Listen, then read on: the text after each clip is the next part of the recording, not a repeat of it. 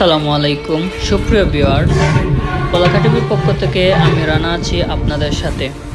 আপনারা জানেন যে আমরা গতকাল বলাকা টিভির পক্ষ থেকে বন্যার্ত মানুষদের জন্য কিছু শুকনো খাবারের ব্যবস্থা করেছিলাম। আলহামদুলিল্লাহ আমরা সেগুলো তাদের কাছে পৌঁছে দিতে পেরেছি এবং সেই ধারাবাহিকতা বজায় রেখে আজকে আমরা সেই বন্যার্ত মানুষদের জন্য কিছু খাবারের আয়োজন করেছি।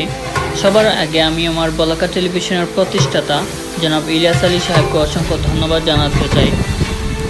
আমাদের 4 নং বুড়িগঙ্গাবাজার ইউনিয়নে 3টি আশ্রয়কেন্দ্র রয়েছে।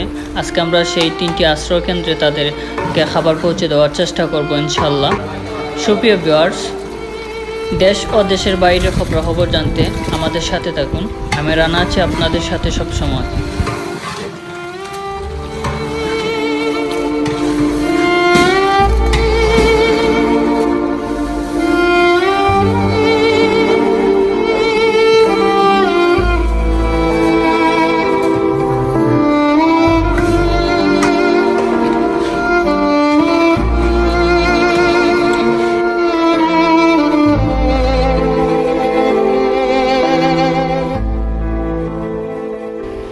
দর্শক, আপনারা দেখতে পাচ্ছেন আমরা এখন এগুলো নিয়ে আশ্রয়কেন্দ্রে যাব, যেটা জামতলা বাজার প্রাথমিক বিদ্যালয়ে।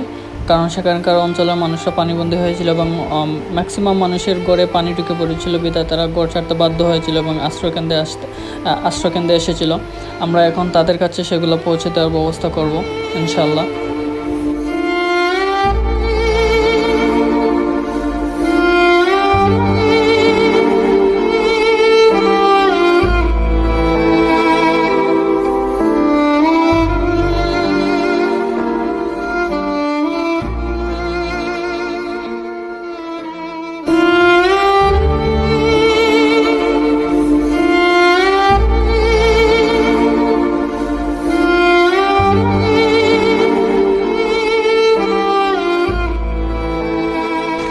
আপনারা দেখতে পাচ্ছেন আমরা ইতিমধ্যে চলে এসেছি জামতলা বাজার সরকারি প্রাথমিক বিদ্যালয়ে আশ্রয়কেন্দ্রে।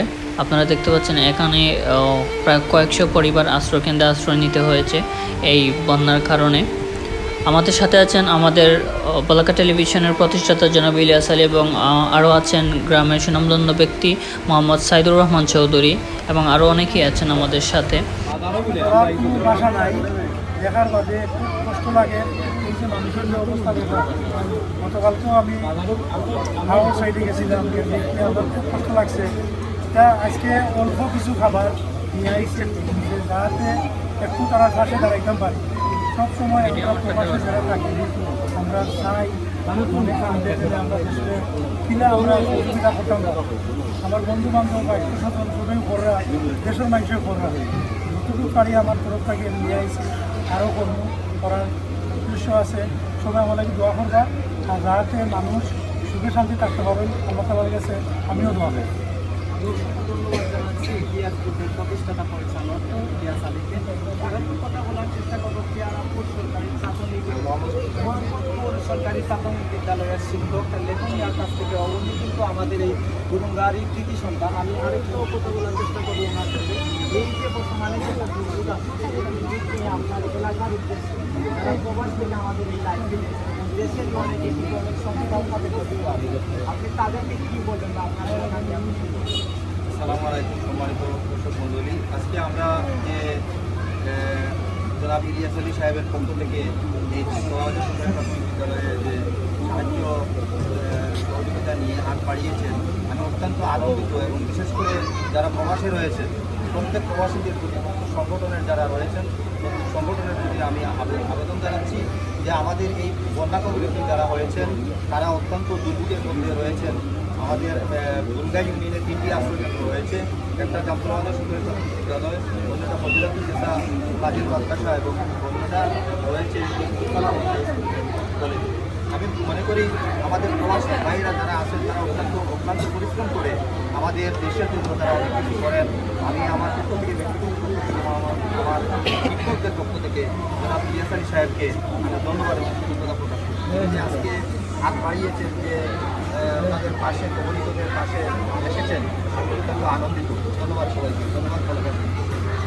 আরেকটু কথা বলার চেষ্টা করবো এই পুরুঙ্গা ইউনিয়নের কিছু সন্তান যিনি সাবেক পুরুঙ্গা ইকবাল আহমদ হাই স্কুলের গভর্নিং বডির সদস্য শহীদুর রহমান চৌধুরী। আমি ওনার সাথে একটু কথা বলার চেষ্টা করবো। আপনাদের বর্তমান আমাদের উসমানীনগর উপজেলায় ভয়াবহ বন্যায় রূপ ধারণ করেছে, এটা হচ্ছে আপনারা দেখছেন বা আপনারও। আমি গতকালকে আপনাদের এলাকায় ছিলাম, এ নিয়ে আপনি কী বলুন? আপনারা যারা এই বন্যায় পানিবন্ধে ঘরে আছেন, যারা এই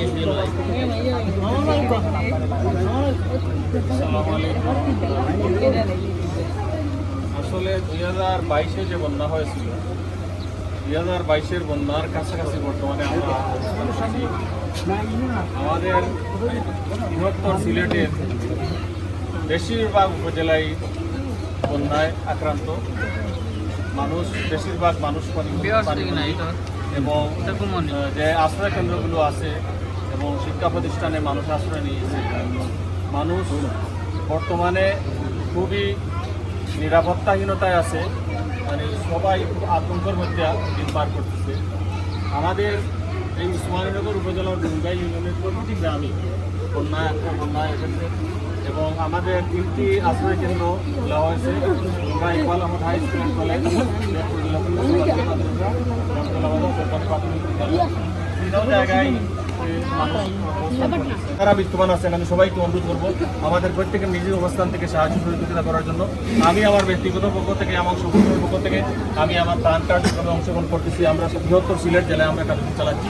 আমি সবাইকে অনুরোধ করবো আমাদের সামর্থ্যের আলোকে সবাই অল্প হলেও যাতে আমরা সাহায্য করতে পারি। সবাইকে আল্লাহ পাক এই ভালো কাজের জন্য আমাদেরকে নিয়োজিত করুন, ভালো কাজ করার তৌফিক দান করুন। সবাইকে ধন্যবাদ।